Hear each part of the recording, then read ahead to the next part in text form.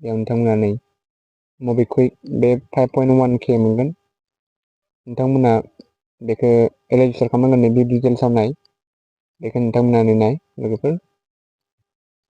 complete registration ओमफ्राय click on the link बेल' ना लिंकआव थुदो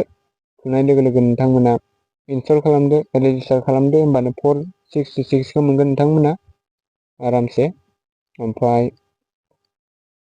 रेजिस्टार खालामखांनायनि उनाव नोंथांमोना KYC Aadhaar card PAN card होनानै बानायनो न' बिगोन आरो ना होमबाना नोङो 4.7k खौ मोनबावगोन आरो बेबो नै इनस्टल खालामनानै नोंथांमोना नै KYC खुलिनांगौ आरो ना होमबा नोंथांमोना 12,000 मोनगोन 12,500 खौनो हमना ला रेफार खालामनानै खामायनो हायो नै लोगोफोरनि रेफार होननानै बेयाव थुनानै नोंथांमोना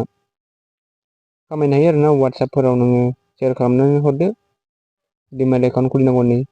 दा आं दानि खोन्थानाया मोनगोन आरो ना बेयाव नोंथांमोना नै पाब स्केल दं प्ले टाइम दं सार्भे आरो ना बेफोर मोनबा दङ बेयाव बे मोनबाखौ नोङो मा बिदि नोंनि नाम साम सोंग्रोगोन फार्स्टआव नोङो इजिखौ लायोबाथाय नोङो एसे फैसा खम मोनगोन एसे हार्डखौ नों सार्भेखौ मावोबाथाय बुरजा मोनगोन बिदि आरो बे सार्भे कमप्लिट खालामनानै नोंथांमोना खामायनो हागोन नै स्क्रिन खालामनानैबो खामायनो हायो